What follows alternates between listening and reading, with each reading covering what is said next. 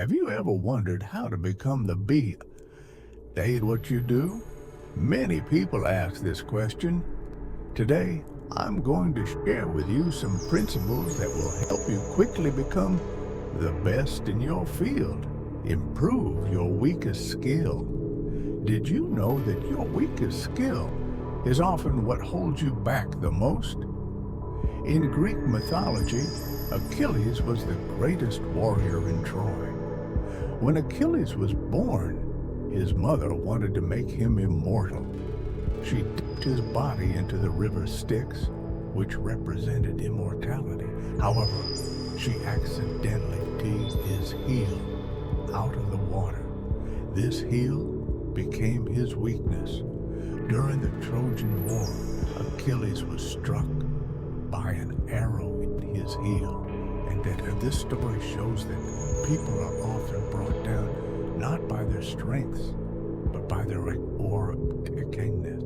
Like Achilles, a business person or investor, no matter how knowledgeable, will struggle if they lack a critical skill. Pierre, an American management expert, shared a similar idea. A wooden barrel is made up of staves of varying lengths. Its capacity depends on the shortest stave, not the longest. The weakest skill is like the shortest stave, limiting your potential. If you've been in business for years without success, it may be because of a shortcoming like communication, marketing, sales, or relationships. Ask yourself, what is my shortest stave that needs improvement? Fix it, and your life will accelerate dramatically. Commit to 10,000 hours. To become the best in your field, it's simple. Invest 10,000 hours. This concept, popularized by Malcolm Gladwell in his best-selling book, Outliers, emphasizes that diligent, dedicated practice makes a difference. Hard work beats talent. As long as you give your all, everyday time will bridge the gap to your goals. Once upon a time, in a small town, there was a young woman named Sarah who dreamed of becoming a world-class violinist. From a young age, she was captivated by the beautiful music that flowed from the strings of a violin. She watched countless performances and knew that she wanted to create such magic herself. One day, Sarah read a book by Malcolm Gladwell called Outliers. In it, she discovered a powerful concept. To become the best in your field, you need to invest 10,000 hours of practice. This idea resonated deeply with her.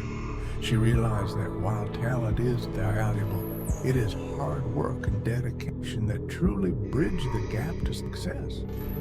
Sarah decided to commit to this principle. She created a schedule that allowed her to practice for several hours each day, no matter what. She practiced in the early mornings, during lunch breaks, and late into the evenings. Her friends and family often saw her with her violin, perfecting her technique and learning new pieces. There were times when Sarah felt discouraged. The path to mastery was long and filled with challenges. She faced setbacks like difficult pieces she struggled to master and days when she felt like giving up. But she remembered the wisdom from Outliers and the 10,000-hour rule. Every time she felt like quitting, she reminded herself that each hour brought her closer to her goal. Years passed, and Sarah's dedication began to show. Her skills improved significantly, and she started to perform at local events. People noticed her passion and the beauty of her music. She was invited to play at larger venues and even started to teach other aspiring musicians. One evening, as she stood on stage in a grand concert hall, Sarah realized she had reached a milestone. She had surpassed the 10,000 hours of practice. The audience's applause echoed in her ears, and she knew that all the hard work had paid off. Sarah had become a master violinist, not because she was the most talented, but because she was the most dedicated. Sarah's journey taught her and everyone who knew her that hard work truly beats talent when talent doesn't work hard. Her story became an inspiration to many, showing that with persistent effort and unwavering commitment, anyone can achieve greatness. And so, Sarah's music continued to enchant audiences, and her story of dedication and perseverance spread far and wide, reminding everyone that the key to becoming the best lies in those 10,000 hours of diligent practice. Adopt the 70% work rule. To achieve greatness, you need a long-term mindset and a balance between work and life. The 70% rule means doing 70% of your work, leaving the rest for the next day. Imagine two co-workers, Tom and Jerry. Tom stays late at the office and brings work home. Jerry, on the other hand, spends his evenings reading, relaxing, and spending time with family. Who will be more productive in the long run? Jerry, because he balances work and rest, avoiding burnout. If you don't balance work and life, stress is inevitable. By working only 70%, you gain 3 benefits. Time for other activities. Work isn't your only purpose. You have family, friends, and personal dreams. Energy every day. Efficient workers don't overwork. They stay energized by not burning out. Passion for work. No matter how much you love your job, you'll face burnout if you overwork. Balance helps you stay enthusiastic. Continuous improvement. Adopt the Japanese Kaizen method, which means continuous improvement. Aim to be 1% better every day. Why 1%? It's a manageable goal that, over time, leads to significant progress. Spend 10-15 minutes daily improving a skill, and you'll become an expert. The power of compounding applies here.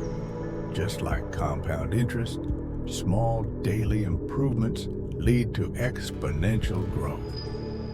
Imagine a chessboard. Start with 1 grain of rice on the first square, then double it on each subsequent square. By the end, the amount of rice is astronomical.